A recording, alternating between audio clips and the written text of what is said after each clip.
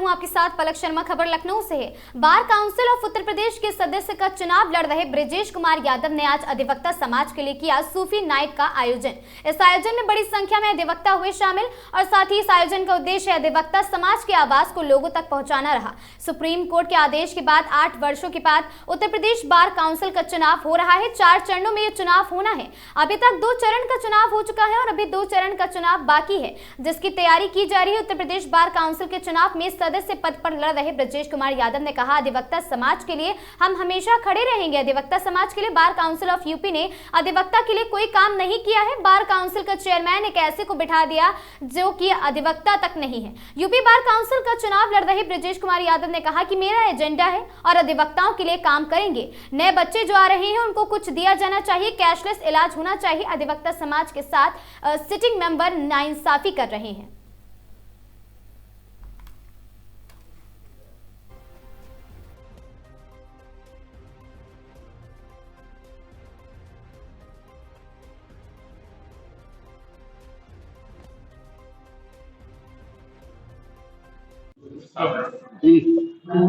ये उत्तर प्रदेश चुनाव होने वाला है, तो किस तरीके से देखते हो, क्या कुछ संदेश देना चाहिए? देखिए, ऐसा है, bar council of Uttar Pradesh का चुनाव हो रहा है। ये चुनाव 8 वर्षों बाद हो रहा है। सुप्रीम कोर्ट के ऑर्डर के बाद से हो रहा है। 8 वर्षों तक जो ये चुनाव नहीं हुआ, 5 वर्ष का कार्यकाल होता है, 3 साल डिले हो गया। जो सिटिंग मेंबर्स थे उनके खिलाफ अधिवक्ताओं में काफी असंतोष है।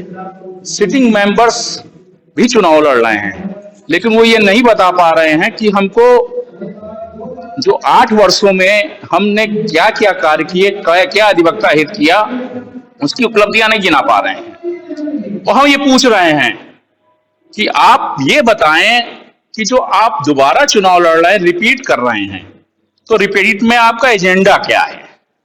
देखिए, हापुड़ कांड पूरी तरह से बेचा गया।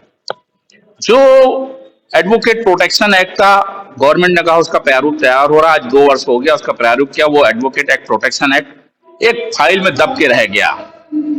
होता क्या है, सिटिंग मेंबर्स को जब गवर्नमेंट लाभान्वित कर देती है, उनका इंटरेस्ट पूरा कर देती है, तो अधिवक्ता समाज के लिए वो कोई कार्य नहीं करते हैं। अधिवक्ता समाज के लिए कार्य करने का राइट उनका है। अधिवक्ता अधिकार से उनसे पूछता है कि आपने हमारे लिए क्या किया। देखिए, वो जो बार काउंसिल ऑफ यूपी है या लोकल बार एसोसिएशंस हैं, वो हमेशा अधिवक्ताओं के इंटरेस्ट ऑफ एडवोकेट्स हैं, ना कि इंटरेस्ट ऑफ गवर्नमेंट्स हैं। ये जो मेंबर्स हैं सिटिंग्स, इन्होंने इंटरेस्ट ऑफ गवर्नमेंट में काम किया है, ना कि इंटरेस्ट ऑफ एडवोकेट्स में किया है। सिंगल अधिवक्ताओं के समाज के उत्थान के लिए इन्होंने कोई कार्य नहीं किया। उसके अलावा सोच लीजिए आप लोग कि एक नॉन एडवोकेट्स को हमारे bar council of Uttar Pradesh का चेयरमैन बना के बैठा दिया, जो एडवोकेट नहीं है, प्रैक्टिसिंग एडवोकेट नहीं है। प्रैक्टिसिंग एडवोकेट का मतलब क्या होता है कि वो कम से कम फाइलें लेके दिन भर दौड़ता है, अपने मुकदमों को डिस्पोजल करता है, ऑन मेरिट आर्गुमेंट्स करता है और सुबह 10 से 5 बजे तक कोर्ट में रहता है। यदि कोई एडवोकेट्स का दूसरा धंधा है, जैसे किसी का पेट्रोल पंप है, किसी का फैक्ट्री है, किसी का प्लॉटिंग का कार्य है, तो उसे एडवोकेट की डिफिनीशन में वो नहीं आता है। आप देखें, हापुड़ हो गया, आप देखें कानपुर हो गया, कोई भी कार्य ऐसा bar council of Uttar Pradesh के मेंबर्स ने नहीं किया जिससे ये संदेश जा सके कि ये बॉडी वेलफेयर ऑफ एडवोकेट्स है। हाँ, ये जरूर गया कि ये बॉडी वेलफेयर ऑफ गवर्नमेंट है, चाहे सेंट्रल गवर्नमेंट की हो और चाहे स्टेट गवर्नमेंट हो। मेरे एजेंडे हैं। अगर मैं चुनाव जीतता हूं, जैसा कि आप देख रहे हैं कि मेरे पीछे एक जन समूह है। मैं जब मंत्री दोबारा से सेंट्रल बार का बना और पहले भी बना, तो जन समूह इसी तरह से अधिवक्ता समाज का मेरे साथ था और मुझे बड़ा अपार स्नेह और प्रेम मिला। मैं शुद्ध रूप से वकालत करता हूं। मेरी 28 साल की वकालत है। मैं 2 बार सेंट्रल बार एसोसिएशन का महासचिव रहा हूं। मेरे पिता 2 बार अध्यक्ष रहे हैं। मेरा कोई राजनीतिक पृष्ठभूमि नहीं है। मैं किसी पार्टी से जुड़ा हुआ नहीं हूं।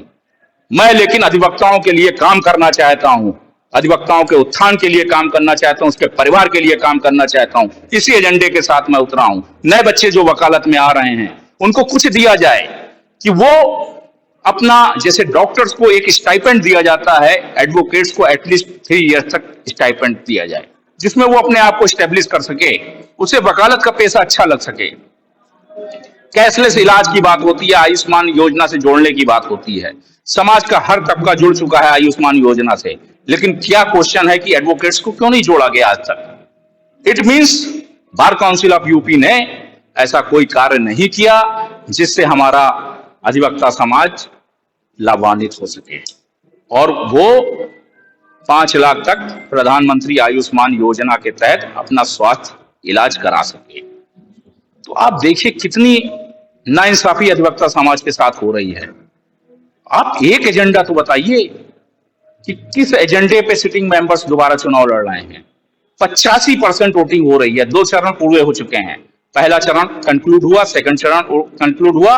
85% voting bar council of Uttar Pradesh के इतिहास में पहली बार हो रही है।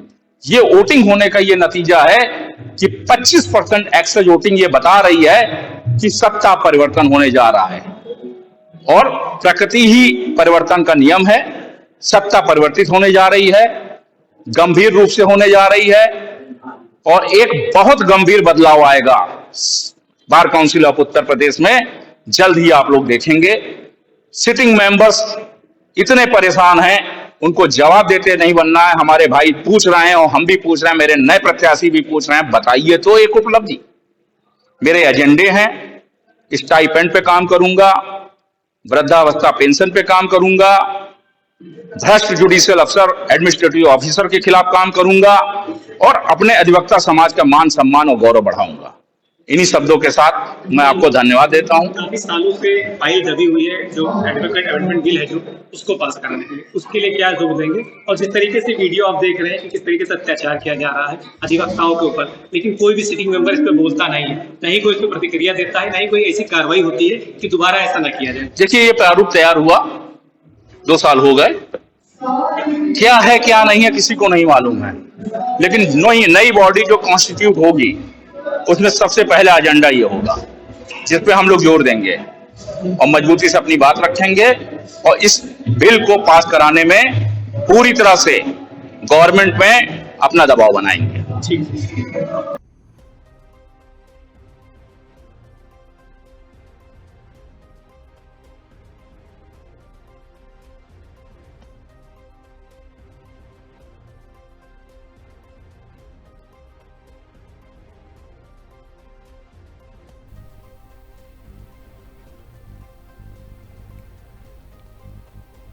इस खबर में बस इतना ही। ऐसी खबरों से लगातार जुड़े रहने के लिए बने रहें हमारे साथ और देखते रहें आगाज टाइम्स।